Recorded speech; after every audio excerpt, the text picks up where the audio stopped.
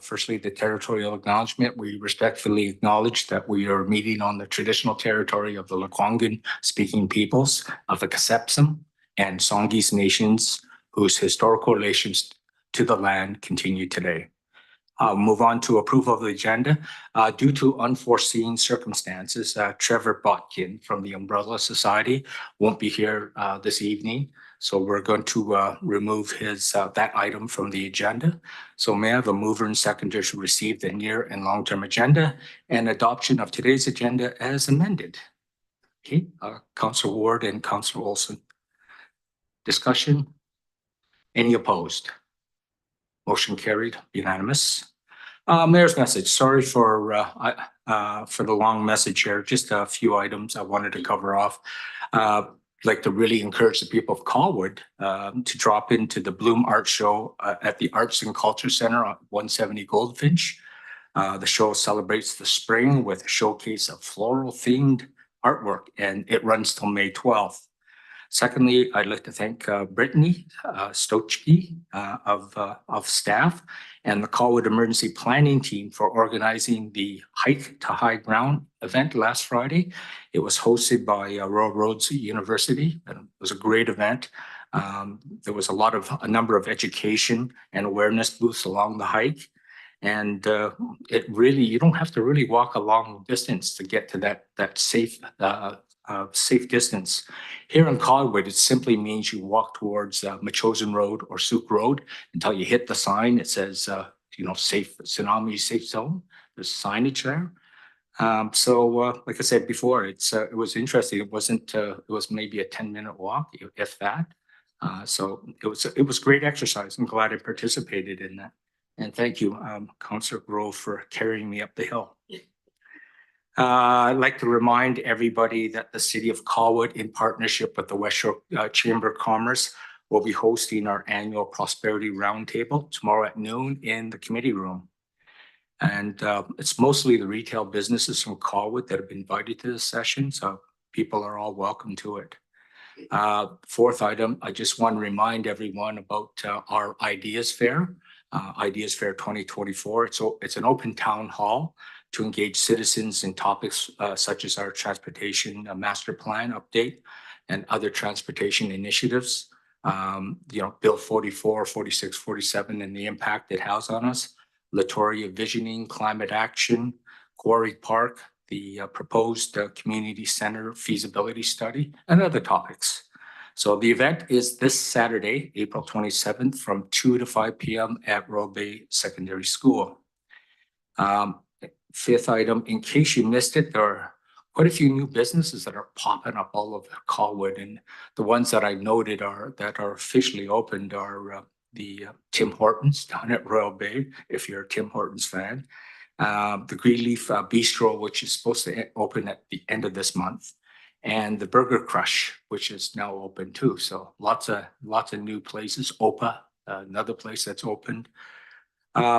Finally, I'd just like to congratulate our own Colwood Parks manager. There he is, Gord Beauvillier, on being awarded the Individual Environmental Stewardship Award by Scenic. And the business that won it. And we're really proud of you, Gord. And the business that won it was the Pilgrim House or Cafe at Colwood Corners. They won the business award.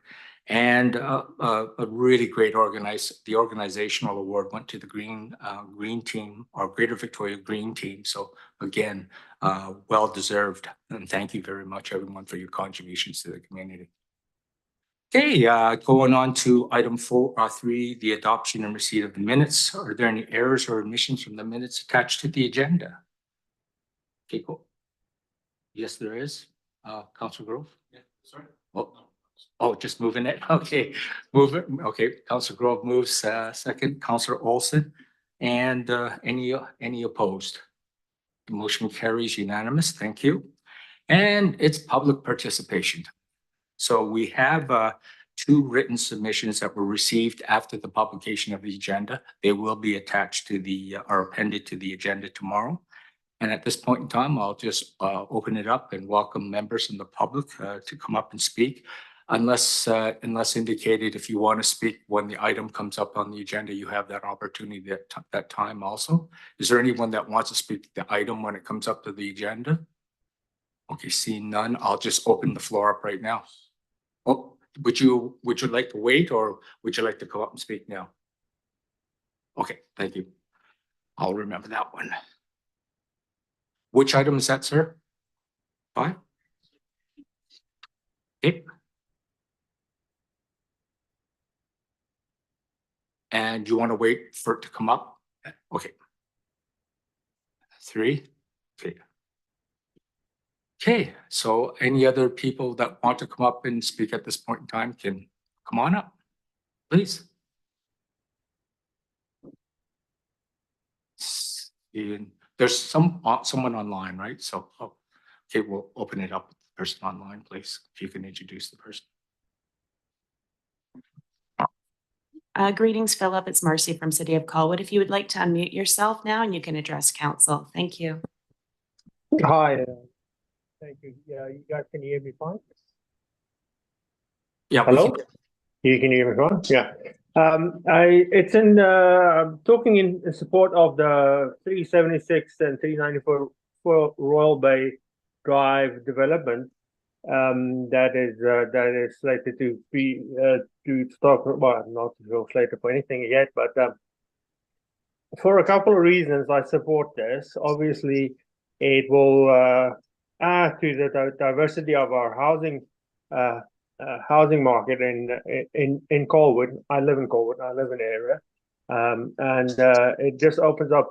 It diversifies it and opens up for more people to be able to afford and live in our beautiful city. Okay. I have some friends living in Colwood, in Royal Bay, in that bottom development, and they rave about this, about living there and what it brings for their family lives. I also take my dogs around, walk around there, and the existing site where this development is proposed to go will definitely needs some update and just cleaning it up and putting some green space in there too. And then lastly, I'm in the construction industry, and I would never say no to any employment opportunity that is brought before the people of this area. And that is it. Okay, thank you very much, sir. Thank you. Okay, anybody else from the public that wants to speak at this time? Seeing none, we'll move on to the next item, which is the consent agenda. And just remind council, anyone from council, that any item can be removed from the consent agenda. It doesn't require a seconder.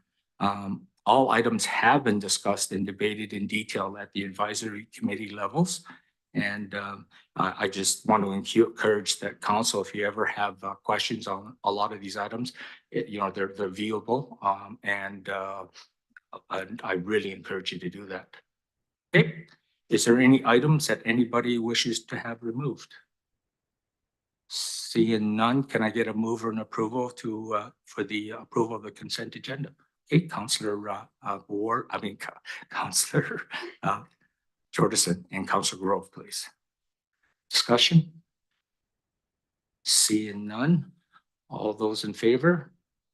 It's unanimous. Thank you. Motion approved. Okay, we'll get on to new business. The development variance permit for 251 Seafield Road. I'll just give a prelude to this. This item was discussed at the March 25th council meeting.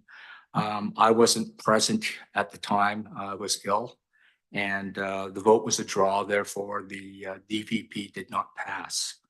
I did take the opportunity now to view the committee, Planning and Land Use Committee meeting 3 times now. I did review the council meeting and decided that under section 131 of the community charter, that to bring this matter back to council for reconsideration. as at the March 25th council meeting, I did notice that council was not afforded the full presentation as was given at the Planning and Land Use Committee. So I thought that would probably apropos to have this presentation because I wanted to really understand why it was the tie was the tie, because I sort of looked at the alternatives of what could happen.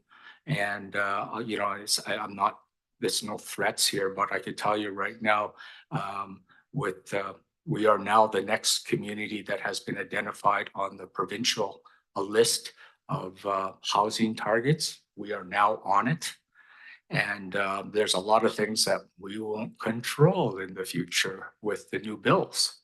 So I just thought it'd be, you know, at least we control this right now at this point in time. And so I just thought it would be great to have this reconsidered and discussed and debated properly.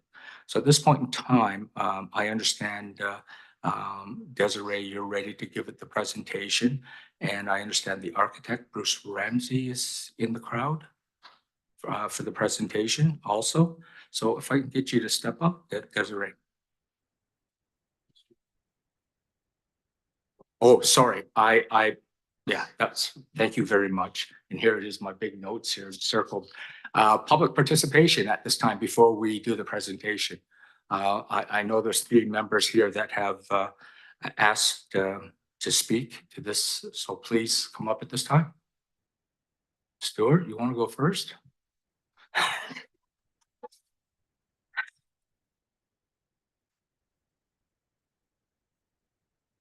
Thank you, Mayor, Councilors. Good to see you all.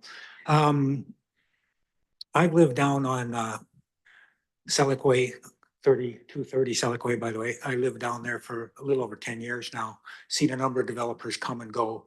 And the options for the access to the site have varied with each developer.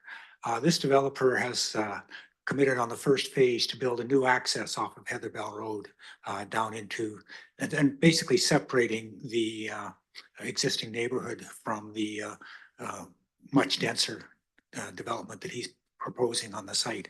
I just can't believe that that's not such a good thing for everybody, that it's an issue. This evening, I sort of made a note on the way here to count the cars that we have to pass that are parked on the street on Seafield Road in that little subdivision. And I only got to 12. I was kind of surprised because there's usually quite a lot. And then I realized, well, they're all here to speak, not what I want to say. So anyway, there are a lot of them here, and I think they have some concerns about it. But to me, the variances that are requested are pretty minimal. The fact that they're changing the access road off of Seafield and turning it into a walkway and a pathway is, I think, a phenomenal benefit for the whole community. And I think anything that can be done to reduce the traffic through that little subdivision on Seafield is beneficial and just a significant safety improvement. So I wanted to make those points to you tonight. Thank you. Thank you very much. Next, there's 2 others that wanted to speak.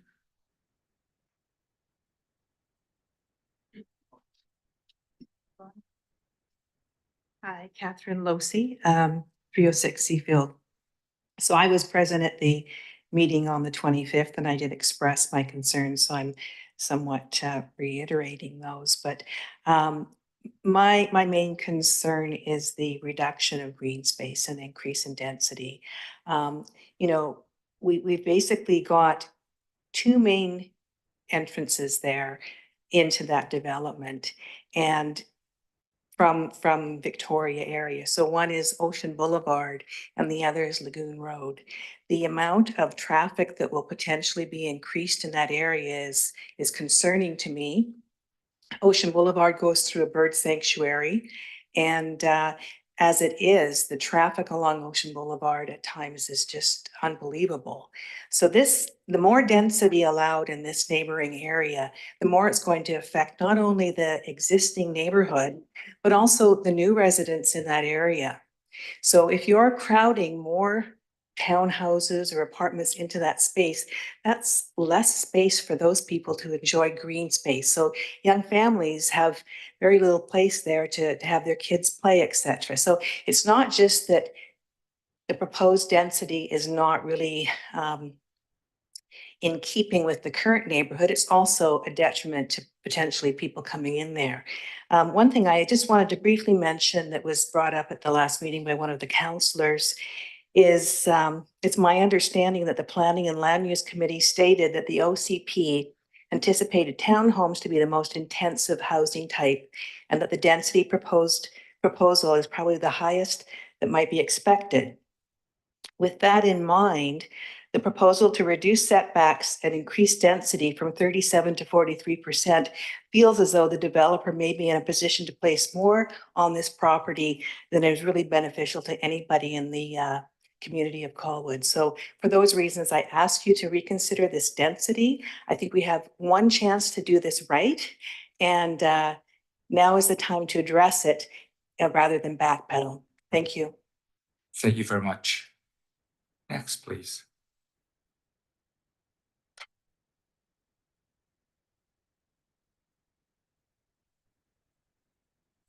Hi, I'm John Ferguson from 309 Seafield Road.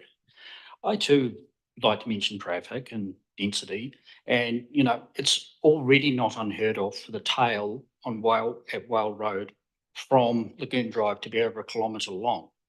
How is putting more density there going to fix this problem? It's not.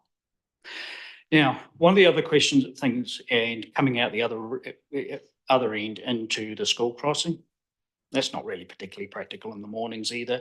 And before you suggest take the bus, try it. The last change made it completely unworkable. You have to go to Langford, then you go downtown. I'm pretty aware, you probably weren't aware of that. Now, one of the things is we're going to be putting tall buildings with north-facing decks with lovely views of the lagoon and everything, and our bedrooms. Our master bedrooms all face south. We have no privacy from people who are going to be roughly from you to the back wall. They're not even going to be probably not even going to be that far. We weren't designed, and none of our houses were designed with the concept of multi-floor dwellings hard up as legally as close as they can get to the boundaries. So we've got that. The other thing is they're trying to cram, they've got 24 acres, I believe.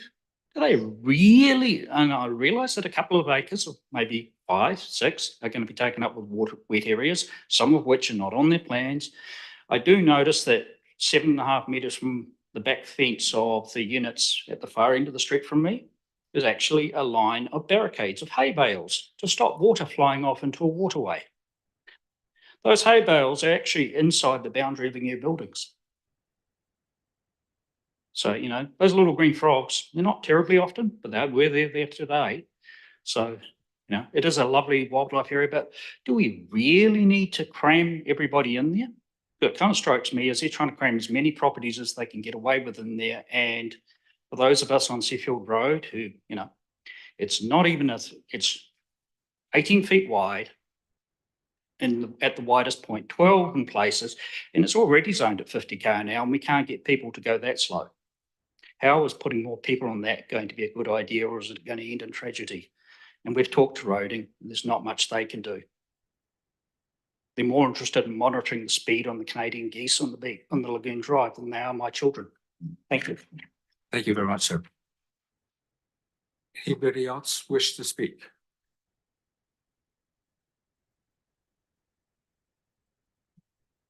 Tom Williams, 305 Seafield Road. I went to the meeting that Aragon Properties, the developers, held in our neighborhood to give the neighborhood an idea of what they were planning. And I went with a very open mind. I knew that there was going to be some development behind Seafield Road at some point, but I was fully expecting it to be something that would add value or enhance the existing neighborhood. And when I asked the developers about that, they basically said that they had no intention of adding value to the neighborhood, that they didn't feel any obligation to do so. And so the neighborhood did put together a letter and signed by most of the people in the neighborhood, and went over 5 particular areas of concern that were ignored by the Aragon properties. And it was a depreciation of the property values, the loss of privacy and enjoyment of the property. The buildings they're planning on putting behind Seafield are 4-story buildings with balconies that extend right out towards the backyards and the bedrooms of all the people along on Seafield, down at the far end for now, but eventually the entire street. And I believe in bylaw, is it 25(5)? It specifically states that buildings would not be built that would infringe on the sunlight or the privacy of the existing neighborhood, or for those that have solar panels. Some of our neighbors have solar panels. It would block out the sun off the solar panels on their house. So traffic has been mentioned, and environmental concerns been mentioned, and the parking also is mentioned. So I believe that it can be developed in a way that would take all these into consideration, but the proposed development is not taking them into consideration. So Thanks very much, sir.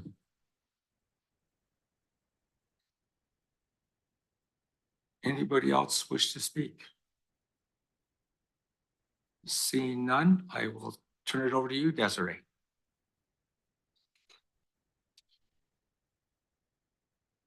Thank you, Mayor Kobayashi. So as mentioned, this item is returning to council for reconsideration, and I'm going to be presenting the same presentation that was provided to the Planning and Land Use Committee so that you're able to have the same context that they were provided. So just for context, the property is located in the Comprehensive Development 6 zone, and the proposal currently meets all of the requirements with respect to height and density. The request that they are bringing forward is to vary two conditions in the CD6 zone, which has to do with lot coverage and setbacks to a dedicated highway. Just hold on, that will catch up to you, Desiree. So the property is also located in the neighborhood hillside and shoreline area. It's requires a neighborhood form and character development permit, as well as a environmental development permit for riparian, hillside, and marine shoreline areas. The applicant has applied for the environmental development permit, but has not yet applied for a form and character development permit. And just for context here, the property is located on, oh, sorry. Doesn't look like it's, sorry.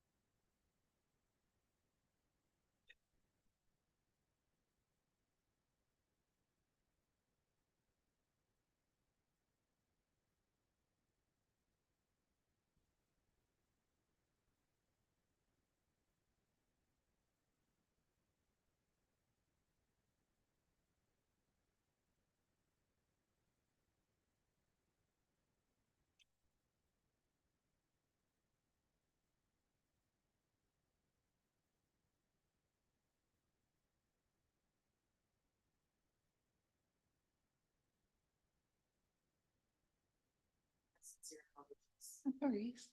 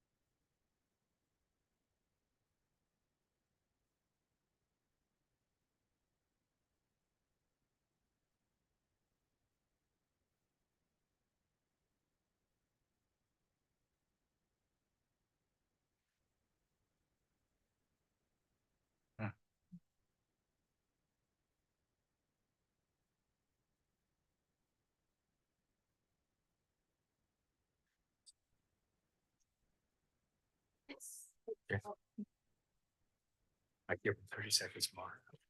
Sorry about that. The property is located on either side of Selleck Way, so it's shown here on this slide. It's 3 parcels that are connected. It's 251 Seafield, and as I mentioned earlier, the applicant is requesting a variance to reduce the required setback to a dedicated highway from 6 meters to 2.5 to 4 meters.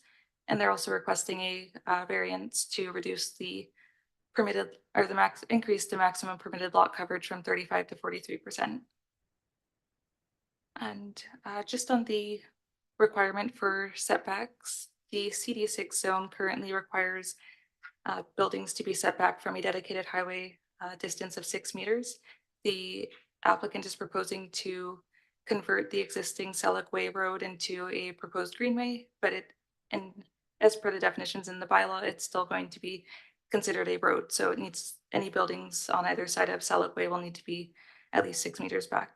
And so the applicant is requesting a reduction from 6 meters to 4 meters for the apartment use, and from 6 meters to 2.5 meters for the townhome use as shown on this slide. And I should also note that the OCP does support variance requests to reduce setbacks in cases where it's not going to impact adjacent properties. In this case, because the reduction in setback is to a greenway, we don't anticipate any impacts to adjacent properties. And the second request that the applicant is the second variance that the applicant is requesting a variance for is the lot coverage. So they'd like to increase the maximum lot coverage from 35% in areas 10 and 3 of the CD6 zone to 43%. So there's no policy in OCCP that directly supports this increase in lot coverage. However, I would note that the lot coverage that they're requesting is very much in keeping with the other zones in Colwood, including Royal Bay. There's an RBCD5 zone, that's CD28 zone. Both of those allow 50% for townhouse and apartment use, as well as the apartment village, or several other zones in the CD zones in the city of Colwood that permit between 40% to 80% for apartments or townhome uses. And I think this is also indicated in the letter of rationale that was provided by the applicant. And so that kind of concludes my presentation. The applicant is here and will provide a bit more detail on their proposal specifically, as well as a bit of the rationale for why they're requesting this variance. But these are the options that are also available for council's consideration. So you can defer the application for additional information if you'd like, deny the application, or another option is selected by council. For example, if you support the setback request but not the lot coverage request, you can amend the language in the staff recommendation as such, or vice versa. And both of us will be available for questions if you have any afterwards. Thank you. I'll open the floor for questions from council. So I just want to make sure I'm clear, because after reviewing it all, and you're right, that I did say there's 2 things that were going to happen is the setbacks, which from 6 to 4 meters, but it really only affects the property itself because it's that greenway. So I understood that clearly. So that to me is not a big issue, because that's their problem in fact. And the lot coverage, the lot coverage from 43 to 35, yeah, or 37, right? 43 to 37, I believe, right? So I just want to make sure I'm very clear on that. And otherwise, we meet everything in the OCP, correct? Yes, that's Okay, correct. thank you very much. Councillor Ward. Thank you, Mr. Mayor. I think it's important that we sift through some of the emotion and look strictly at the facts of the situation.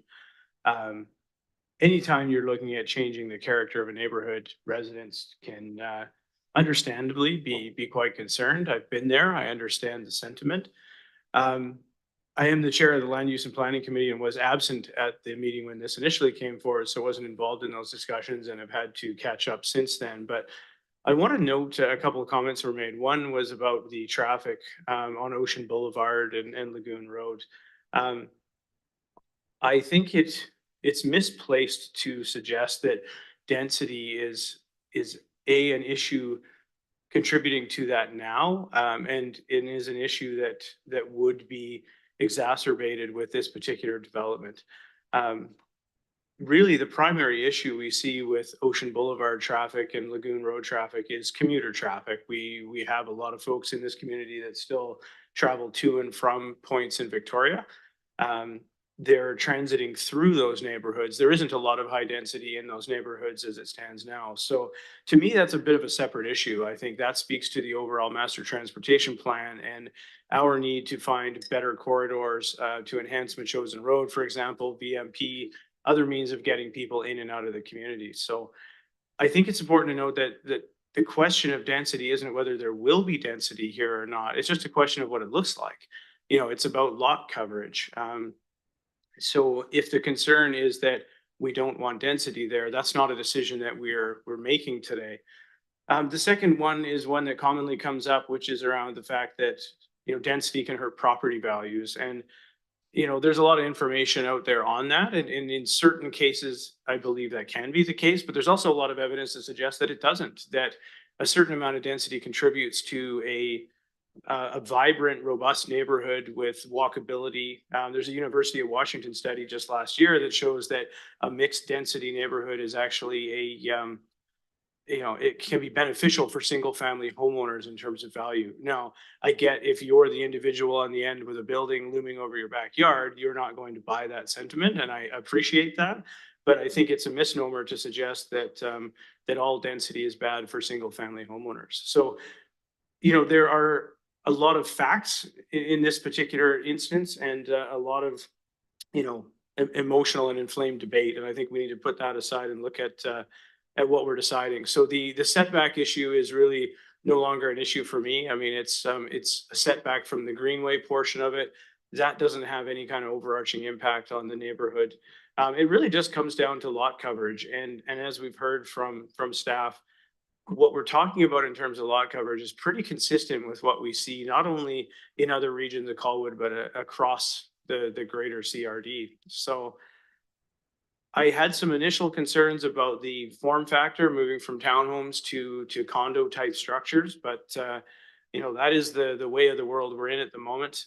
There's a time in the very near future where we wouldn't even be having this discussion. It would simply just be pushed through, you know, under the new provincial government legislation. So I understand the concerns, but I think at this point I'm going to support moving this forward and you know, building what I think will be a tasteful project that should have minimal impact on residents. I get that that's not a popular decision, but it's a decision I have to make. So thank you. Thank you. The architect, I guess, next. Seeing no other questions, please.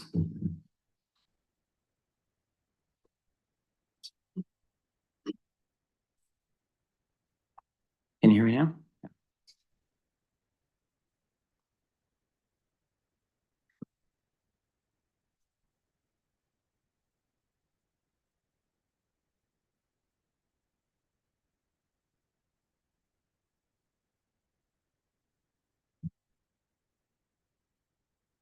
Go ahead, Bruce.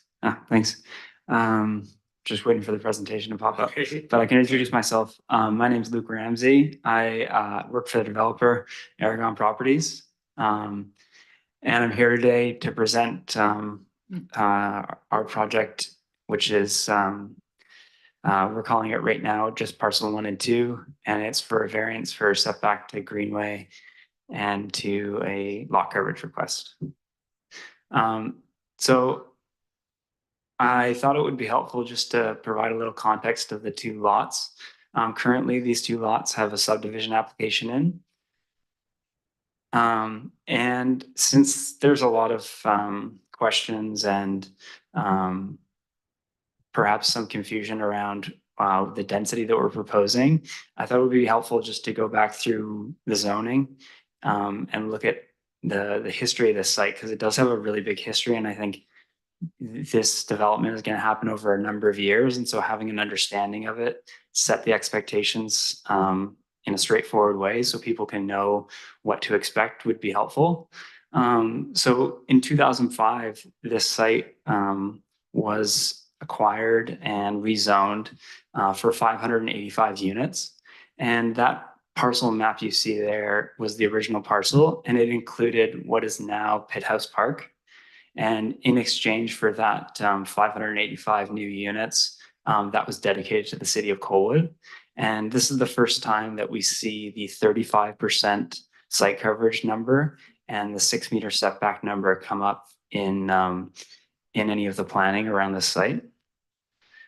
In 2009, 4 buildings were completed and 88 strata units were built. And during the sales of that, the developer went bankrupt and the site went into receivership.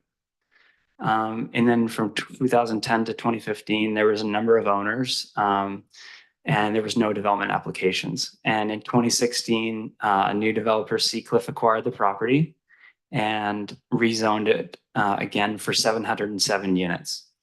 And so that zoning today for 707 units is what is on the site currently today. And one thing to note is in the CD6 zone, there's a map attached which outlines a number of things from setbacks and heights. And I've just highlighted a couple of the key things here from the zoning. And just one thing to note is the heights range from 2 up to 12 stories. 12 stories was originally envisioned in the rezoning in 2005. And the areas of where the height is shown is outlined in a numbers map. So the sites that we're developing right now are in the heights that are consistent in the existing zoning. And I know there's some concern about large massings, and this has been outlined in the zoning for a number of years now. And so we're not trying to ask for anything that's outside of what's already been approved with previous owners. And in 2016, there was a OCP amendment, and this is the map that's in the OCP. So this map kind of pictures what the development site as a whole looked like back when it was rezoned and the OCP amendment was done. And again, the heights shown here are consistent with the ones of our proposal. And on the northeast corner, you can see the 12-story buildings. They're not included in this application, but I just thought I'd point them out because there is some concern about density, and that was already approved. And so we're not proposing that here today, but this site was envisioned at a certain point in time to take quite a bit of density. And I think it's important that everybody notes that.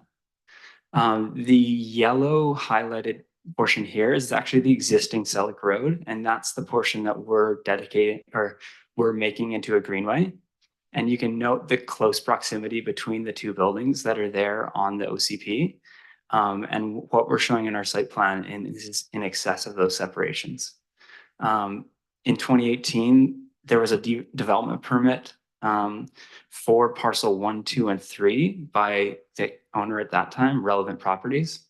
And one thing I'd just like to point out is the development permit was in place and some sales were ongoing at the same time as the development of a new single-family home project on Seafield Road. And so what we're trying to do is just consistent with what's been done in the past with previous developers. We're not trying to slam in more density or do something that hasn't been done before or affect the value of any homeowners who might not have known it was going in. We're just trying to be consistent with what was there previously or what was proposed previously. So in 2022, we acquired the site, and since then we've started site planning and started our development planning. There's just some snippets from the current zoning and the OCP that outlines the heights and building forms. And so our development for parcel 1 and 2 has 2 components to it. The first component is dedicating an 18-meter road to the city of Colwood, building and constructing that road, including boulevards, parking, sidewalks, and creating a new connection to Heatherbell. And then taking the existing Selleck Road, that north portion, and converting it into a pedestrian-friendly greenway. When the zoning was done originally, there was no setback to a greenway embedded in the zoning. And so by default, the setback, the 6-meter setback is to a highway. So even though technically we're held on a 6-meter setback to a highway requirement, we believe that what we're putting in place in terms of the setbacks is defendable. There is some language in the, and I'm just going to flip through it to not waste too much time. There is some language in the zoning about separation between buildings, and the distance between a 4-story and a 2-story building in the zoning right now is a minimum of 10 meters. And we're proposing an 18.5 meter separation between the two buildings. So more than what we believe is adequate for these two parcels.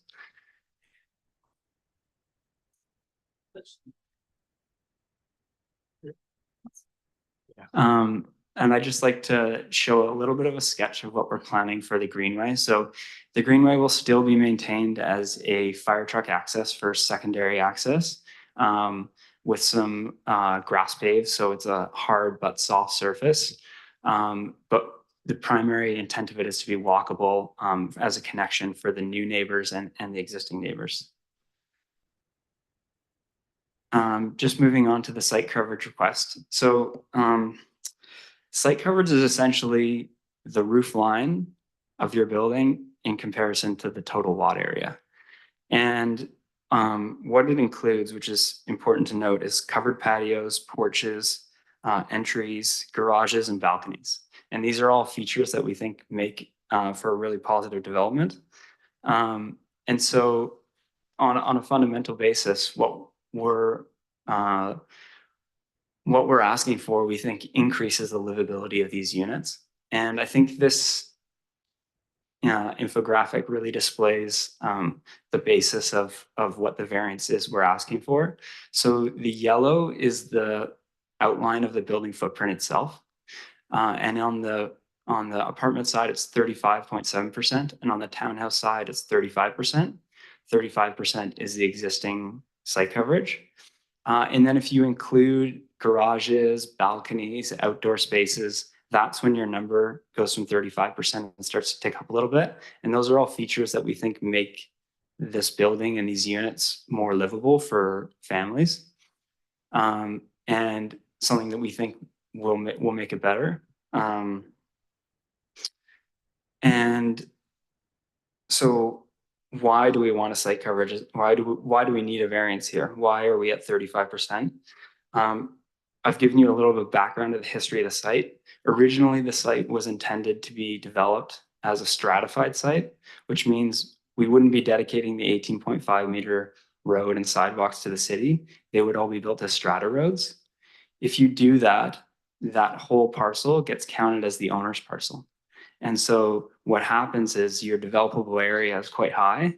And so fitting buildings on there lowers the site coverage. And so by nature of dedicating the roads as a different form of development, rather than doing a whole strata development, your site coverage gets reflected as being higher than if you were to include the roads. So this graphic shows on the red and the blue how large the parcels would have to be in order to meet that 35% requirement. And you can see that it takes the center line of the roads and the center line of the greenway. And so if we were just including the roads here, we would have still met the 35% requirement for this lot. And so we believe that while it's defensible in today's day and age to go above 35%, we're still keeping within the line of what the original owners and the original councillors thought about the development as a whole when they approved it. And that's all. If you have any questions, please let me know. Thank you very much. Council, questions? Thank you very much. Thank you.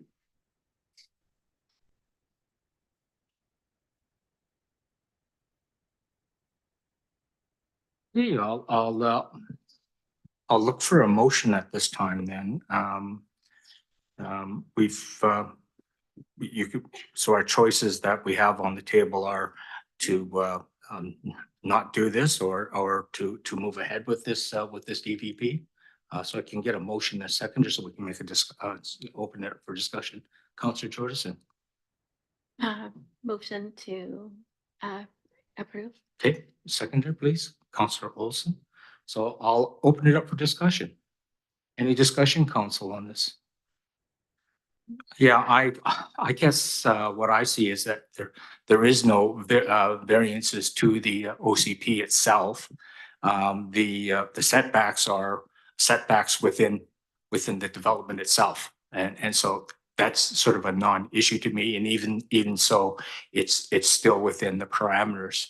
And you know, just the site coverage is, I've seen this over the last 5-6 years that I've been on council quite often. So it's not a big issue to me. So there's nothing here that really goes against our OCP. And I stand behind our OCP. We can't pick and choose what we want. We're going to do what we say on the OCP, or we're not going to do it. So I'm going to support this. Okay, I'll call the question, seeing no other discussion. All those in favor of the motion? It's unanimous. Motion carries.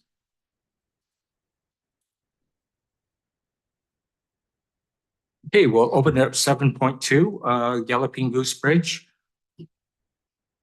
Railing options. Joshua.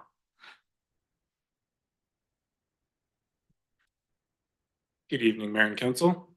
The last time engineering was in front of you was for the contract award for the contract administrator for the Galloping Goose Bridge. Since that time, significant planning and design has taken place. As part of that design, we have figured out that the railing previously chosen is no longer compliant with the current codes. Code changed in 2023. Not all hope is lost. We do have some options from the consultant and contractor partner team. 4 options are put in front of you, all of which come with a fairly significant cost adder. Excuse me, folks.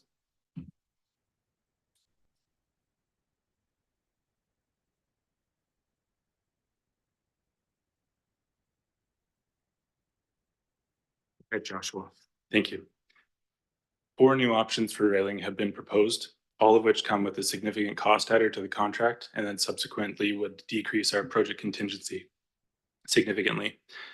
We do have another option available to us. It would be to revert back to the ministry standard railing. This would ultimately come with a credit to the project and then an increase in the project contingency overall. Staff are seeking tonight a direction to avoid any delays to the project, and which might then subsequently increase the cost again. The options should be, Annalise, if you have the appendix. So visuals for the options should be in front of you. And I'm here to answer any questions you may have relative to them. Thanks. Open the floor for questions for Joshua. Yeah, great report, Joshua, because it was really easy to understand. So I'm gonna open the floor for a motion then.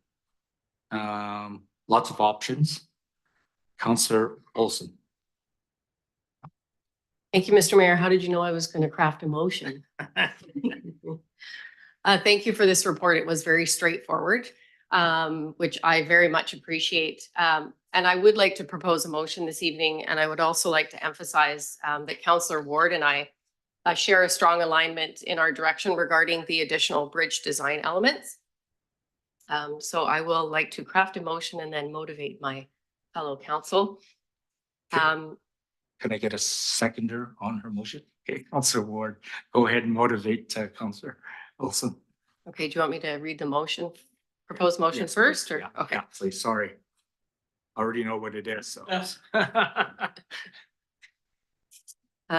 Okay, so Marcy, I would like to propose a motion that council directs staff to incorporate option C, reeds and branches into the Galloping Goose Bridge railing design concept.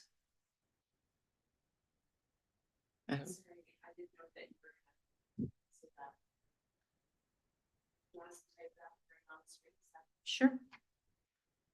It's pretty self-explanatory. But- It's option C.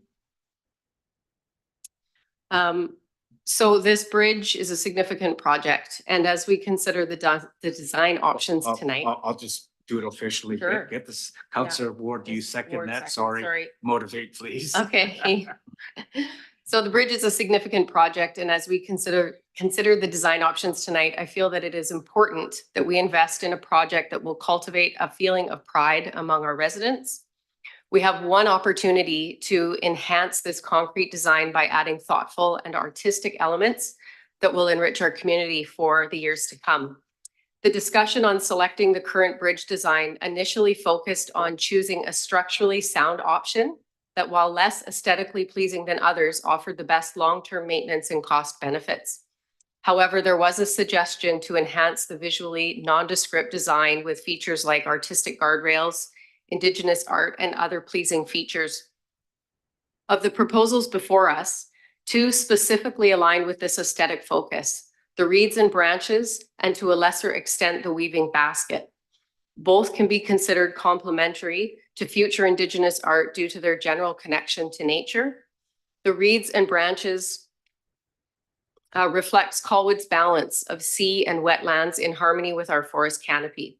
The weaving basket could suggest a link to Indigenous tradition of using local cedar. And to be clear, this is not inferring that these designs are Indigenous, but simply a reference to what could be when we eventually explore adding Indigenous art or other connections in partnership with the Songhees and the Kosepsum nations. We believe that this bridge serves as a gateway to Colwood, whether officially recognized or not. The visual appeal of the bridge must be integrated into our long-term strategy for the gateway concept. It would be narrow-minded to only see it as a structure. Instead, it should be seen as the focal point of a vibrant hub of activity. This hub that will continue to grow and evolve as the surrounding properties are redeveloped. Incorporating design elements that embrace nature will help us to achieve the gateway vision and reflect the natural beauty that surrounds us here in Colwood. Thank you. Thank you very much. Councillor Ward, would you like to add to that motivation?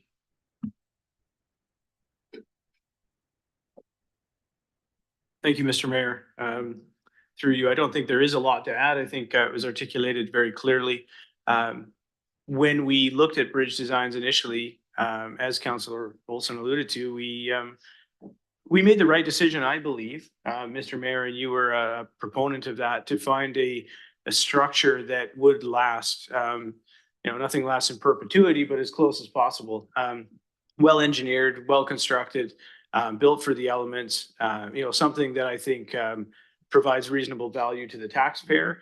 And we chose function over fashion in many ways. But I think part of the conversation at that time was very much that when the time came, we would look to add the aesthetic component to this bridge. Wood accents, railing, some of the things that Councillor Olson mentioned. So I think that time is what's before us now. I don't think it's unreasonable to add a little bit extra to do something significant. Now, we can debate the merits of whether or not it truly is a gateway to Colwood, but we know that these lands will eventually form the core of the gateway project. And this will be the only piece, at least at this stage that I'm aware of, that will cross over, that will actually connect the two sides and go over the highway. So to make it aesthetically pleasing and pull together development that is yet sight unseen, requires long-term vision, but I think we need to have that vision. So I support the motion that Councillor Olson's put forward, and I hope that Council will do the same. Thank you. Thank you very much. Any other discussion? Okay, I'll just add my. So go ahead, Councillor Grove. I'll do the summary. Thank you, Mr. Mayor. I was just going to comment on the fact that that's well and good, but it's $300,000. It's a lot of money. I'm just finding it very difficult. Given the fact that the original design is a little bit more than some of the other options. So I'm just wavering here. I'll make a decision about one way or the other, but I can't decide right at this particular moment. I'll wait to hear your mayor's comments. Thank you very much. I'll be honest, really honest. I'm not an aesthetics kind of guy, and you're looking at the wrong guy. In my household, it's my wife. She controls that side of it, right? But unfortunately, I am a narrow-minded bugger. I'm an engineer, and I'm narrow-minded, and it was functional to me. And I leave it to you. I was going to go with the majority of how council felt about this. That's truthful, because to me, Yeah, we did agree that we should beef this up aesthetically, and unfortunately, we can't do what we wanted to do. The cost was reasonable, and I was happy with that. But there is a principle here that really bothers me. You know, I've project managed up to $300 million projects. Well, one was $1 billion project. And the one thing, and this is a lesson learned because I read the whole project management case on the Blue Bridge in Victoria. And what happened with the Blue Bridge, this is a classic mistake. They had a contingency. And contingency is contingency, right? It's for things that are unexpected that are going to happen. And I guess what this is my biggest concern about this right now is that we have $500,000 in contingency in this right now. And we're about to spend half of that amount in contingency for what I consider add-ons. And that's for anyone that's a PMP here, right? You know that that's a naughty thing to do. You're not supposed to be doing that. And so I just look at it and it kind of concerns me and worries me that we're eating into our contingency for add-ons. So that's what happened to the Blue Bridge. People try to keep on changing things, and there were add-ons, engineering changes, add-ons, you know, whatever you want to call them. And then the whole budget just blew up and blew up and blew up. So that is my biggest concern. It's not about the design. I love what you said, and I agree. I love the compassion. I'll jump aboard. I guess the question I have for staff right now at this point in time, where are we with the budget? Is anyone overseeing this right now? And where are we right now? Are we on budget? Are we under budget? Are we over budget? Where are we?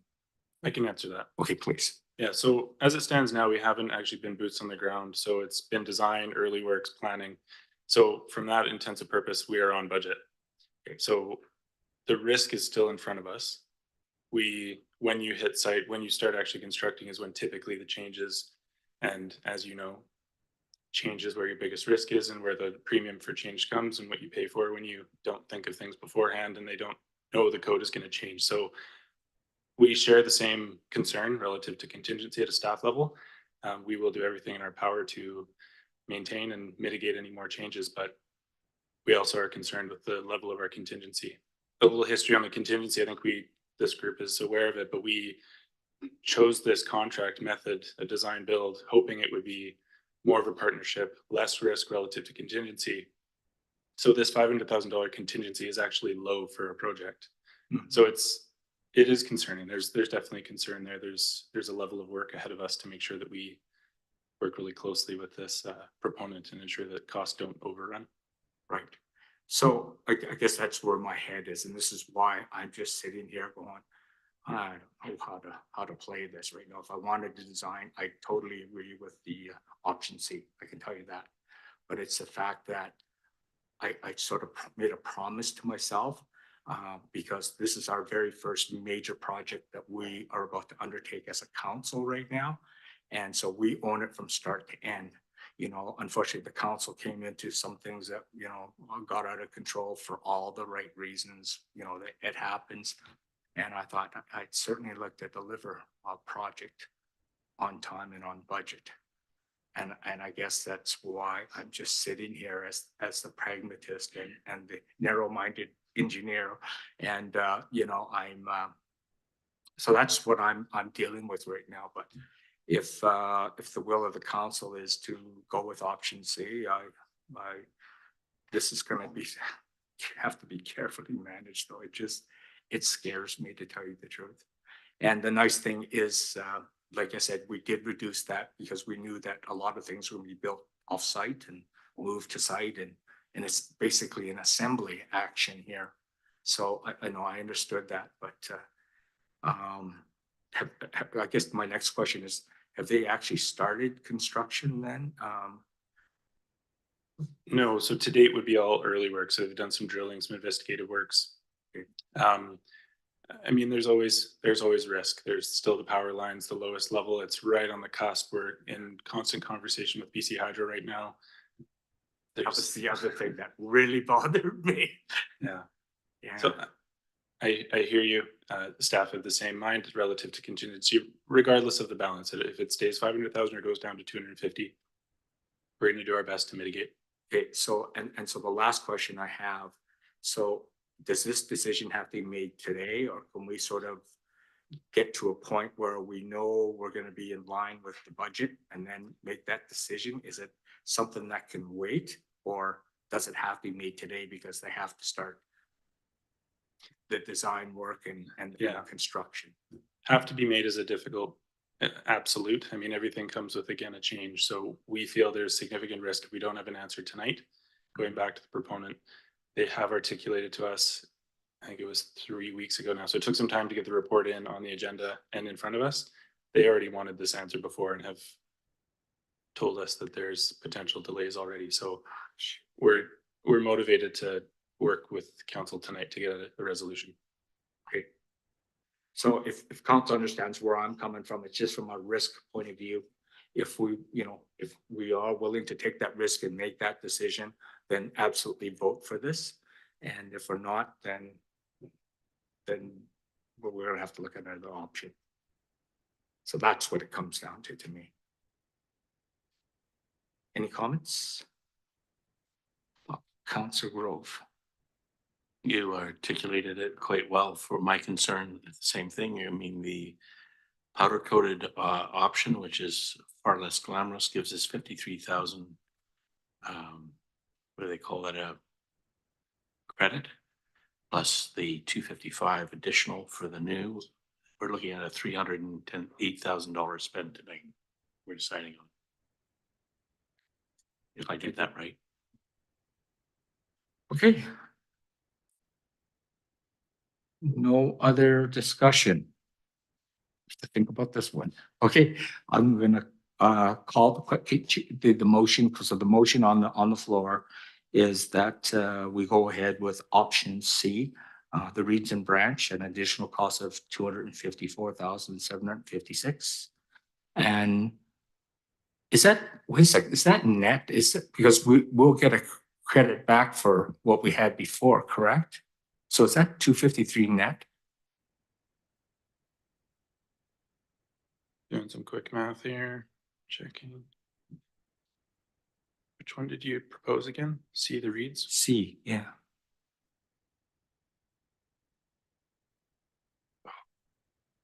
I should know that off the top of my head.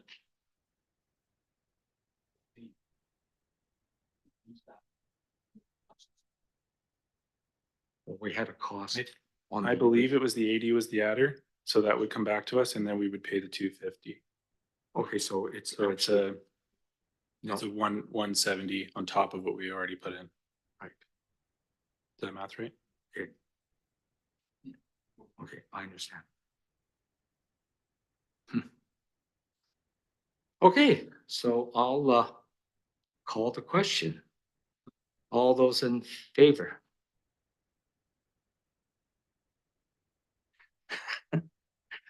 I'll vote with you. And those opposed? Councillor Grove opposes.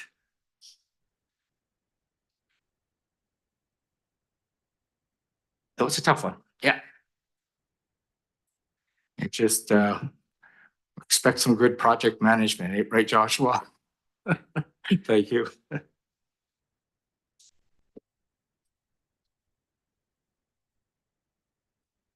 Okay, we shall move on to item 7 or 7.3, which is the alternate approval process. This is for the Public Works Operations Facility Loan Authorization, and I'll turn it over to Marcy. Marcy. Thank you, Your Worship. So the purpose of this report is to seek council's approval to initiate the alternative approval process. And just while I'm speaking, I'm just going to call it the AAP for short, in accordance with the community charter for the Public Works Operation Facility Loan Authorization Bylaw 2020-2024. The reason for the loan authorization bylaw is because the amount is above the city's approval-free borrowing amount. On March 28th, the city received the approval from the Inspector of Municipalities to allow council to proceed with the AAP process and to establish a deadline for receiving elector response forms. The community charter provides for 2 alternatives. for for obtaining elector response, either through the AEP or through the assent of the electors, which is a referendum. Before an AEP process can be initiated, council must establish through resolution the following key parameters for the process.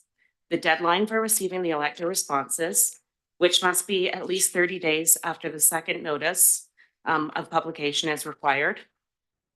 The elector response forms, and a fair determination of the total number of electors for the city. Council must approve the elector response form that electors must use to register their opposition for the proposed bylaw. The elector response form includes the prescribed bylaw information.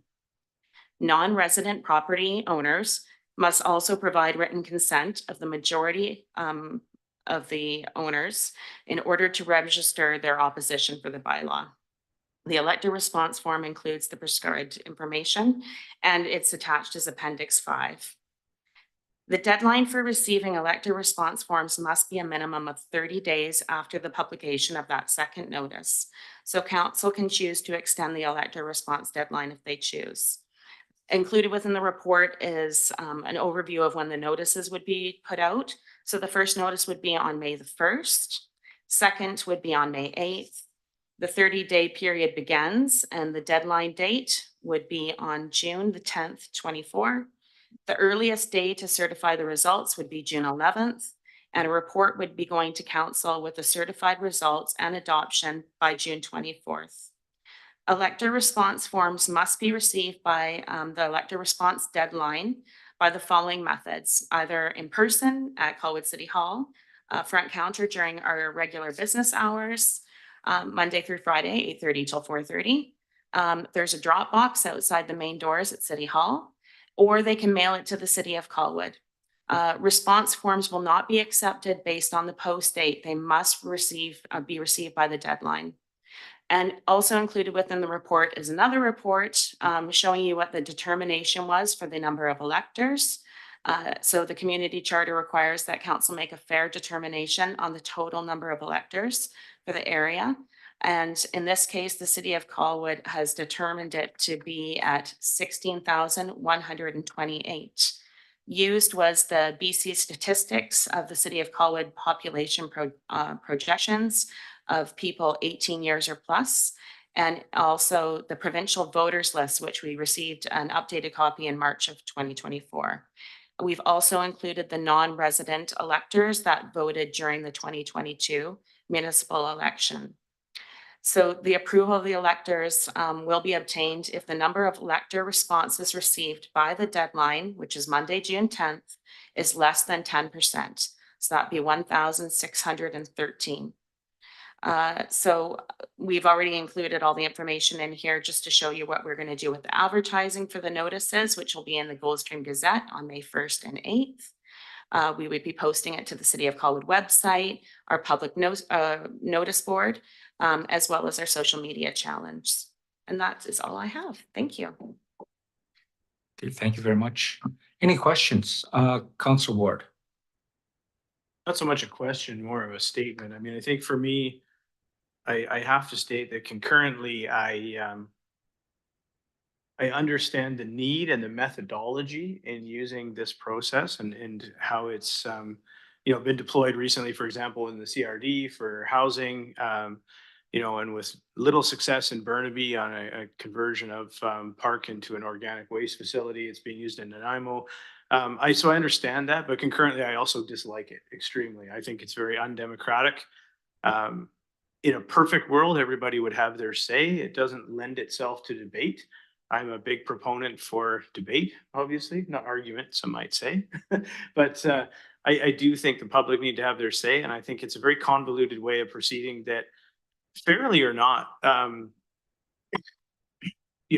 creates a perception that you're trying to push something through or hide something. So I don't like it, but again, I'll go back to the initial comment that I understand it and I understand the need for it. So it's not a criticism of the methodology being deployed by staff. It's the tool available municipally to generate this money. But I just wanted on record to say that it leaves a bad taste in my mouth. Thank you very much. So I'd like to speak to this because being on the board of directors at the CRD, there's some lessons learned. And I just want to share them here because they're very important. So lesson number one is communication, communication, communication. So we get this opportunity at the Ideas Fair, and you know, if we had the same turnout as we had last time, we're going to reach a good sample portion of the population. And I know this is an item that we do have at the Ideas Fair, so that's our initial communication, I think, and it's something that I'd like to see more and more because we learned a lot of lessons because a lot of people didn't even know it was happening, and so the communication is so important. The warning time right now before we start doing the official publications in the Gazette or online or whatever. So that is really important. Number one lesson. The second lesson was we have to make it easy for citizens to respond. Because when the people went to respond to the CRD survey to say no, it was a mess. And so we've got to make it easy. Whatever that methodology that we adopt, it has to be easy. So these were really big criticisms. I think that was one of the top criticisms. And the third thing is we have to have appoint someone that can answer the questions, you know, because as much as we have whatever information we have out there, there will be queries. And we have to have that as part of our communications. Who do the people call if they have questions? And that was even confusing our end. And they finally got it, but it was way too late. So they're the three lessons that I want to bring into here, into the city, because this is my, you know, this is my very first AAP as a on city council. It's our first one. I don't know when the last time they've done an AAP. In fact, we didn't have one on our last council. I don't recall. There's no one here that I can ask, but I don't recall us doing one. But you know, it's I actually gone through now two at the CRD, and we learned the same lessons over and over, but we didn't correct it. So this, I really want to take these lessons learned, and that's all I have to say. But one thing that I do think I'd like to do is I would like to, if we have the power, like you said, to move it from 30 days, I'd like to give it a little more, like another 50%. They make it 45 days. Why not? If it's critical that it be done in 30 days, but you know, it was just, again, this just takes into account anything that may go wrong online or whatever. It's just that extra time so people can really think about it. So that would be my recommendation. I would like, I'll wait till someone makes a motion, but I would like to see it to 45 days. That gives us a little more time. And it just, to address Councillor Ward's point, and I agree with him, I don't really like it myself, but it is what it is. It's done for expediency. And, you know, it saves on the cost of a referendum, which aren't always the greatest things either, because they can go wrong too. So I just want to learn, to take those lessons, learn them. And the only other thing I'd like to see is us to extend that 30 days to 45 days. But I'll wait till someone makes the motion if someone wants to make it at that time. Councillor Jordison. Thank you, Mayor. I just had the same reservations, I guess, as Councillor Ward and yourself. I've actually openly criticized the CRD for this process. I don't think it's great. And I'm just wondering, and I could totally be mistaken here, but is there not an opportunity to send this notice out with property taxes or something along that line, to have a form filled out and returned, or something in that regard to reach more people, to use that opportunity? And then I don't know, like, I mean, or what is the difference with sending out, like how we send out surveys to people's mailboxes the cost versus this process, or is that not a process allowed? That's my questions. Great question. Would staff like to take that one on? I could probably answer that. So there are legislated timelines that we have to meet. It's not to say that we can't provide information, but we have to be careful that it doesn't look like we're doing a promotion of it. It's about getting information out there about the process to the public. So I don't know how that would work depending on what timeline. If we were basing it on a timeline right now, the one that's before you, I don't know if that would be beneficial by the time it would go out into a tax notice to provide that type of information. I think it would be off the timeline. Okay, go ahead, Councillor Justin, you're still live. Sorry, just another question, Marcy. So what is, I guess I'm not sure what involves a full referendum, but what is the difference of, well, I guess there's a huge difference in cost here because you're essentially hoping that the community finds about this themselves and responds to it from the communication that is put out there versus actually sending it to them and to their home and that sort of thing. Is that not a cost that, like, is that a huge cost compared to a referendum? Is it the same? Is it? The approximate cost for a referendum would start at about, I would say about $30,000 in order to do that. So yes, the cost to do a mail out, and I would have to double check, but if it's going out with a tax notice, that it's just information that's going out, I assume that you're referring to, not actually everything that we're required to get out by certain timelines. We have to meet that, something additional that you're doing. That would be, I'm not sure what exactly the cost would be. I believe it's $1 now to send out mail if you're looking at doing it that way. Again, it just depends on what timeline that council goes with, because if it's not during the tax time and we're sending it out in their information and it's already, started the process, it might not be beneficial to send it out that way. So if we just sent out a mail out though, just within this timeline that's proposed here, is that costly? Is that? I would have to just look over to the Director of Finance. I'm not actually sure what the deadline date is this year for taxation. So there's a few factors to consider. The property tax mail out, we typically target the third week in May. So there is potential that this information could be included. We do include a tax insert that speaks to, Colwood Connection and highlights a number of initiative things that are going on within the city. This could certainly be one of those that's mentioned. As our corporate officer has stated, that does not align with this timeline. So to align with this timeline, I would suggest we would be looking at an additional mail out. The mail out charges for the property tax is between about $9,000 and $12,000. But that does include printing the notices, which we could look at doing in-house. There would certainly be costs, and I don't have the exact number, but I would suggest at least $5,000. I guess I'm just wondering if it's transparency and, kind of not wanting to do things without the community knowing and making sure that everybody's engaged is really important to me. And so I just think that there could be a more thoughtful way to get this information out there and to get more people involved in the decision. I mean, perhaps they would get the information and not respond anyway. I don't know.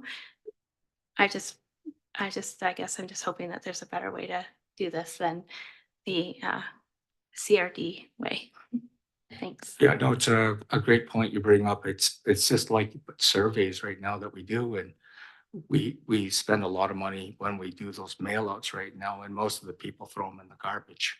And, If I may, I think it's important to recognize this is a heavily legislated process. We certainly want to make sure that we are clear on the requirements of this process. And then I would suggest if we are looking at communication methods to complement the process, we may do that, but we want to be careful that we are clear in outlining the legislative requirements. But I think we can do some things like I'm just suggesting about just expanding the time, 30 to 45 days, for example, and just the communications, like start it even earlier, do the legislative stuff, but on top of that, do more. Like, don't do the minimum. I guess this is what I'm trying to say. Let's exceed the minimum. And I think that's the way we achieve this. Your worship, if I may. Please, Mr. Earl. So the third week of May is the target for tax notices to go out, so approximately the 17th. Should you go with 45 days this evening, that would close the process on June 25th. And so as an additional piece of information to communicate the opportunity of the AAP, we could include notification at low cost inside the tax notice package. Oh, Council Ward, sorry. Thank you, sir. Yeah, I just go back to, well, two things, the legislative requirements and what you mentioned, Mr. Mayor, around communication being critical. I think when I initially objected to the CRD methodology, along with the grumpy taxpayers and many other people, the perception I had, and certainly was shared by a lot of other folks, was that, you can fill out your homeowner's grant online, you can mail payments, you can do everything electronically nowadays. But with this process, you have to have an original signature. There's legislative requirements around FIPA and other things that prevent the municipality from making it an effective system for taxpayers. And I think what I would like to see is that if we proceed with it, that we don't sugarcoat that we lay it out there, that we would prefer to be able to deliver this to you and have your responses come back online, but we can't do that.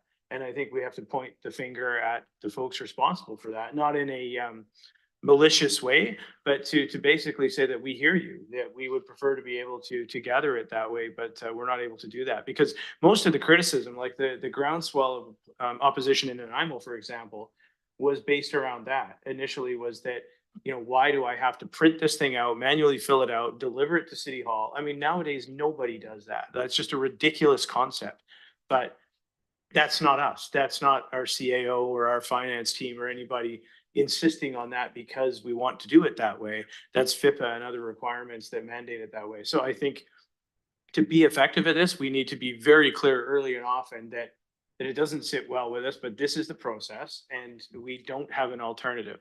I mean, we do in the sense that there's probably about a $200,000 referendum, but that's not very effective either. So I just think communication is going to be key on this because there will be people not only within our community, but in the CRD that are going to look at this and say, what's Colwood doing there? It doesn't pass the smell test. So yeah, it's not perfect and I don't love it. And I wish I had a better answer. Thanks very much, Council Ward. Marcy. Thank you for those comments. Just so you know, there is a possibility that council could put forward a policy to allow for electronic submissions for this process. There is not a policy currently in place. There has never been one put in place, but council could choose to do that. We do have the forms that are going to be made available online. So the forms are available online on our website that'll be available from day one that people can get a copy of it. They can bring it in by submission. It would be a lot more work for staff to do because you can pass a motion that you have an expectation that the originals will follow, which is a difficult process to actually do for staff, but it can be done. So that's, wow, that's really interesting. And you're 100% sure about this because I sat at the table of CRD and they were explaining the same thing. So this is interesting. Sorry, Councillor Ward.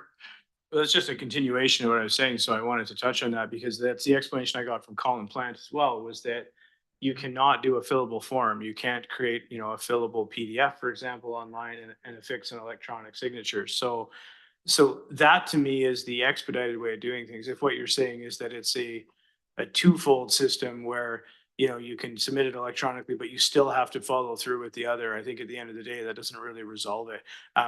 What I was looking for initially when the CRD came up with was a true online mechanism, which what I understand we can't do. So I don't want to layer on additional work for staff by creating a motion that goes down that road, because at the end of the day, we're not solving the issue for the general public, which I think is where we'd want to go. So it'll just come back to communication again.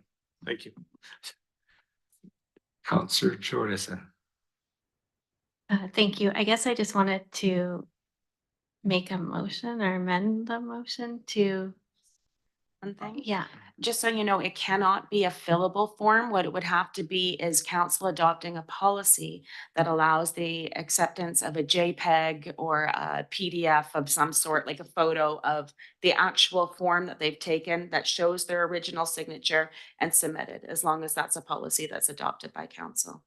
Thank you very much. No, it's like Council Ward said, it's double the work. And I just think, yeah, this is just a bit of a mess. Anyways, Council sorry. Jordison. Yeah, just because at first I was interested in moving forward with that, Marcy, but it sounds like that would just be more convoluted. But I would like to see if it's possible to put some sort of notice and explanation, as Councillor Ward noted, about the process in the newsletter, like, or the whatever we send out with the tax notice, and then go forward with some really good communication, I guess. Okay, thank you. So,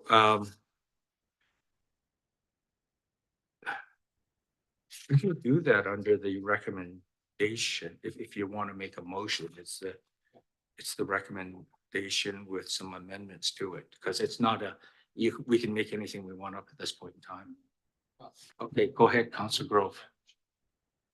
Thank you. I would like to make that motion, the recommendation, the 45 days that you had mentioned to. Is that enough? What do we have here? My apologies. I just wanted to clarify with changing it to 45 days, that does put it probably through summer process, just so you know. So that this item would not be coming back probably to council until the end of August. I don't. So that is what the timeline would change it to, just so you're aware. Yeah, which is almost a useless time, actually. Just seeing how things work here right now, people away. Your worship, Yeah. if I may. Oh, please, Mr. Earl. Thank you. The public part of the process, should you go to 45 days, would end on June 25th.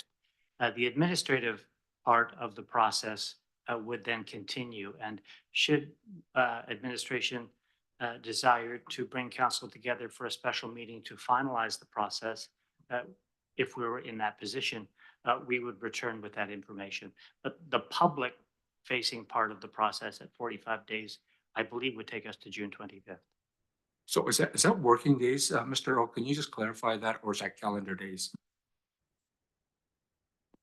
Oh, calendar. So maybe 40 days. Sure, please. Councillor Grove, let me finish. Thank you, Mr. Mayor. Then I would make that motion.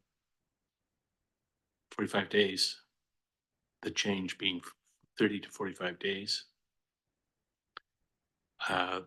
And then staff has the information that we would like to include this. The communication aspect is direction.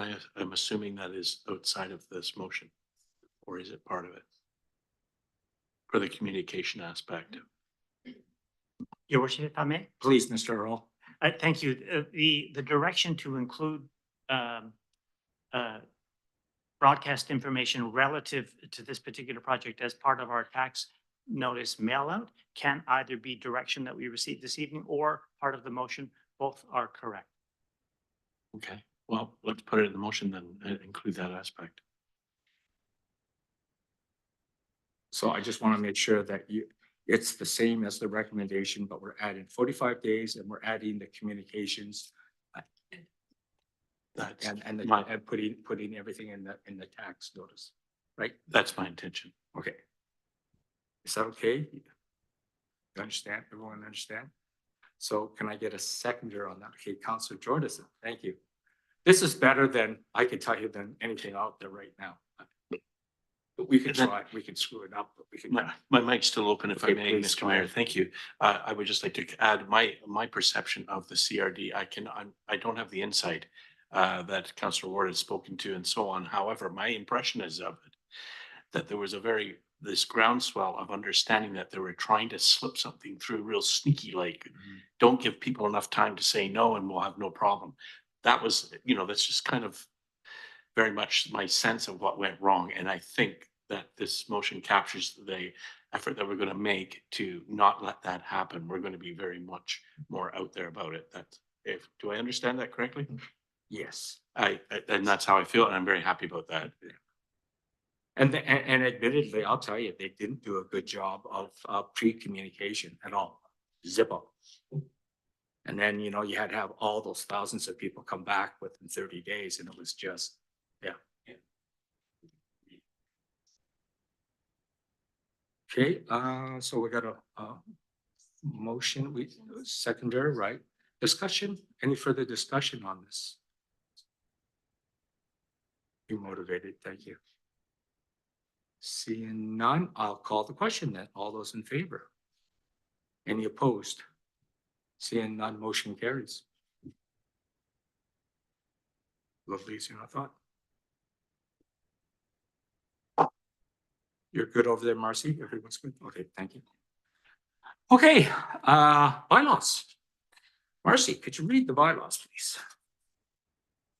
Thank you. We have bylaw number 2015, the road infrastructure improvement sidewalk projects loan authorization for adoption. And it includes that we've received statutory approval from the Inspector of Municipalities. Can I get a mover and seconder, please? Okay, thank you. Olson, Jordison. Discussion? Seeing none, any opposed? Seeing none, motion carries. Next, please. Thank you. We have bylaw number 2015, the road infrastructure improvement sidewalk projects, award of sorry, one sec.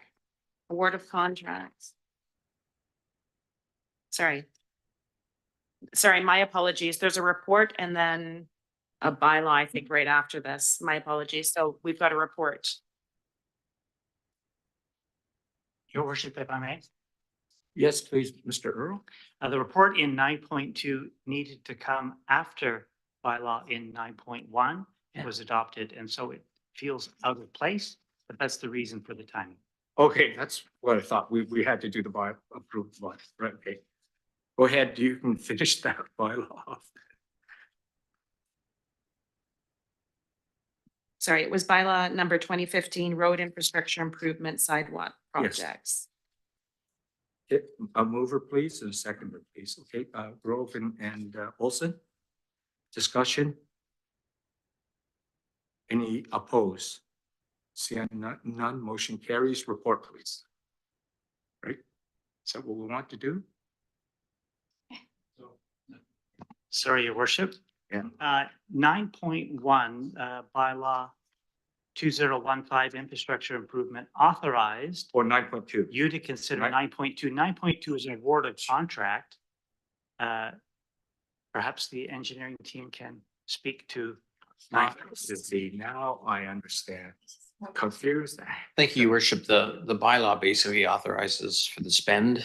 The report speaks to the award of the contract. We do have a report prepared if council wants to hear that report, and it basically gives you the load tender and the reason for the pricing and who we chose. So Tyler Pettipies is here tonight if you'd like to see that report and hear from him. If not, then you can just continue on and award the contract.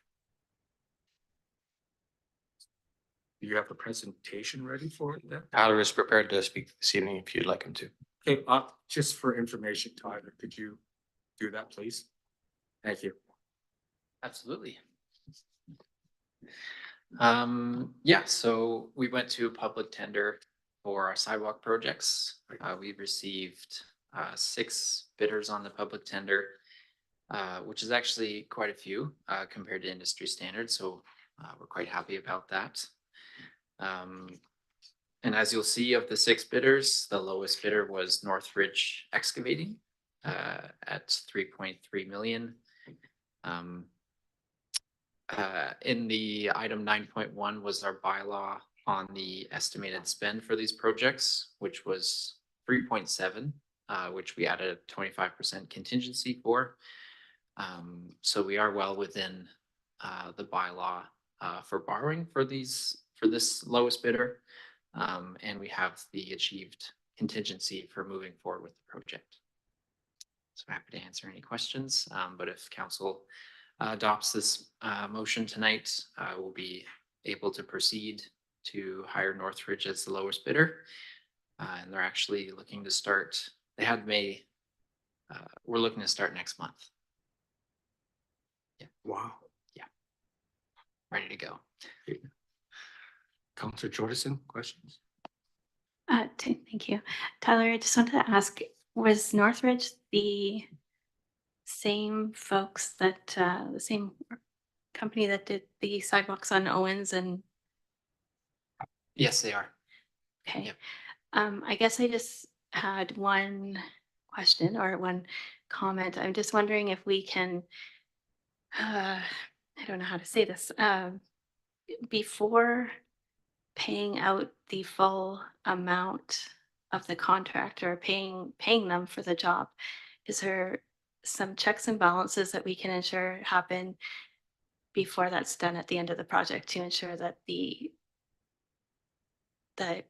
contractors, how they sometimes don't clean up or finish up properly and it's nobody checks on it? Can we ensure that it's checked on and it was done, signed off and checked that it was done well and done properly and everything's in order before we pay out the full contract? I guess what I'm trying to say. Okay. Yes, absolutely. So throughout the project, we do expect or have an expectation of tidiness. And then, of course, we do have our professional engineer to sign off on the works. But we also do have a 1-year warranty period. So that's the period between when they finish the works, have their substantial completion, which for these projects is this year. But then following that, they have a year period where we ensure that the performance of the curbs and the sidewalks and the infrastructure that we built as part of the project holds up. And that's where we do hold back a certain amount of funding so that once that 1-year period is up, everything's buttoned up and they can get their final payment. So it's a double check onto the substantial completion date. Okay, thank you. Just a quick question for you, Tyler. Are we hiring some of the project managers or are we project managing this? We have McElhaney, who has provided us designs and they're providing inspection services and they are the administrator of the contract. But staff are overseeing the project. So project managers, I would say would be McElhaney, but staff as well are there managing the project from the city's perspective. Okay, thank you. Thank you. Yeah. Any other, oh, sorry, Councillor Ward, one more question. Thank you. There's an element of comedy to this, considering we've already voted for this and approved it. But I just had a question in terms of two things, actually. One, the order of the projects, which projects first is the first question. So maybe we'll get that first. Sure. So the school board, we're in communication with a lot of the public institutions, most importantly, the school board, as the Hagel project fronts David Cameron Elementary. They've voiced to us, of course, the preference to have those projects in the vicinity of David Cameron complete before school starts. So we built that into the public tender to ensure that that happens. So the preference, I imagine, is for the contractor, when they provide us the detailed schedule, they'll start at David Cameron, or Hagel sidewalks. And then from there, it wasn't indicated the order. So would we dictate that then and determine whether it's Kelly next or Lagoon, or is that open for the contractor to determine? Or we would want them to optimize it based on costs and constructability. Certainly we can voice our preferences. There is a lot of factors as well that goes into it. We're working closely with the CRD to try and have integration between their water projects. So the CRD intends to upgrade their water mains on Hagel and Lagoon. So working very closely with them, and that also might have an impact on sequencing of the projects. So there's definitely a lot of moving parts to try and fit in. And we're trying to do it to most reduce the cost of the projects and efficiency. Oh, sounds pretty logical. And then my second question was just around the projects on Ben Homer and Owen. They're, whether or not it's grounded in reality or not, there was concerns from residents that they weren't communicated to early enough or effectively. And I just wonder about the comms plan. And that's one of the reasons I asked about the sequencing too, was that it's nice to know. And even from a council perspective, when asked, I like to be able to say, you can anticipate that by, the end of the summer or early in the fall, that project will start. And I think, more and more I realize the more we can communicate earlier and often with people, the better the perception is. Even if it's a project that people welcome, if they don't feel like they've been told it's going to happen, they tend to veer towards the negative side. And I want to see us get our best bang for the buck on projects that people have really been clamoring for. So I don't want to put you on the spot, but I'm just wondering, in terms of communication, did we learn something from Owen and Ben Homer that we then take into this project and apply and implement to make sure that we've got happy people out there? Absolutely. So I've personally had quite a few discussions with residences on Hagel, just with preliminary reviews, seeing residents come out and chatting with them. So the community is definitely a lot more engaged since they've seen the first sidewalk projects happen, and are definitely keen to see more. And yeah, as you mentioned, there is improvement with communication. So the intent this time is we already have poster boards printed to put on all of these streets to direct residents to Let's Talk Colwood, where we're gonna provide not a detailed schedule, but provide an approximate timing of construction for the community. And I also do intend to walk the streets and provide to the residents that have questions about the sidewalks happening in front of their property. How does this affect their driveway and their frontage? Obviously very invested in that. So we do intend to go out there and provide those explanations. And yeah. Excellent. Thank you, Tyler. Appreciate it. And I would just say thanks. I think it's great that we're starting on Hagel, just my personal opinion. Only because I think there's a real perception in the community at times that we're kind of Royal Bay centric, not just the council, but city, that just everything seems to kind of revolve around Royal Bay because it's, it's new and flashy and exciting. And, there's development paying for things, but people in other parts of the community see that and are kind of like, what about us? So I think for us to be doing something over on kind of the north side of town is going to be well received. So thank you very much. Appreciate it. So the reason I was asking who's project managing, it goes exactly to Council Ward's point. Because in this communication, we should have the name of that person or persons in City Hall that people can pose questions to. Because the worst thing to happen is that they start hitting the politicians who are not project managing this, right? Worst people to actually do this. And when you get in us interfering, it's not a good thing. But to have that one person that's got that oversight, that project management, whoever's running the project, that's why it's important. That's why I was asking the question this time, because it gets confusing actually. Like, who do you ask here? And are you going to be the project manager? Thank you for asking. Yes, I will be Okay, the project manager. Yeah. No, it's good because you're knowledgeable about it. And I'd rather say, hey, call Tyler and he'll give you it all. And or I can send a quick note, to the CAO, to you and CCU and sort of say, here's the question. So can you deal with it, please? And yeah, so I like that. Okay, thank you very much. Seeing nothing else, we'll move on to the next item then.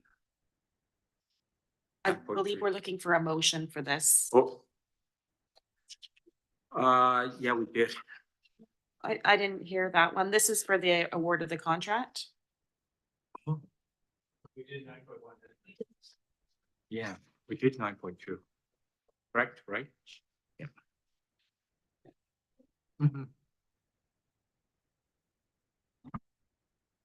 Okay, so we've got bylaw number If 2020. you don't have it on record, we can redo it.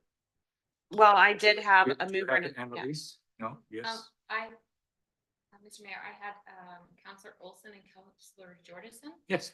Is For that both? correct? Yeah. Okay. Right, you guys good? Okay. Yep, we're good. Move on, please. Thank you. So bylaw number 2022 land use amendment for RBC D5 zone for 376 and 394 Royal Bay Drive and 3479 Wishart Road for first, second, and third readings. Pass it on the consent agenda, please. Councillor Ward moves it. Seconder, please. Councillor Grove. And discussion? Seeing none, any opposed? Motion carries. Thank you. Next. We have sewer local area service enlargement amendment bylaws, all going for first, second, and third reading. I'll just read them all at once if that's okay. Yep, absolutely. Bylaw number 2014, Colwood Main Sewer for 2113 Souk Road. Bylaw number 2024, Colwood Main Sewer, 3298 Machosen Road. Bylaw number 2025, Colwood South Sewer, 3298 Machosen Road. Bylaw number 2028, Colwood Main Sewer, 2343 Souk Road. Bylaw number 2029, Colwood Central Sewer, 2324 Souk Road. Bylaw number 2033, Colwood Main Sewer, 3355 Machosen Road. And bylaw number 2034, Colwood South Sewer, 3355 Machosen Road. Thank you very much. And just to confirm, we're allowed to do these all in as a group, correct? Absolutely. Okay, perfect. Thank you. Thank you. Mover and seconder, please. Okay. Councillor Grove and then Councillor Jordison, seconds. Discussion. Seeing none. Any opposed? Motion carries. Thank you. Motion for adjournment, please. Councillor Grove, Councillor Olson. On favor. Thank you very much, everyone.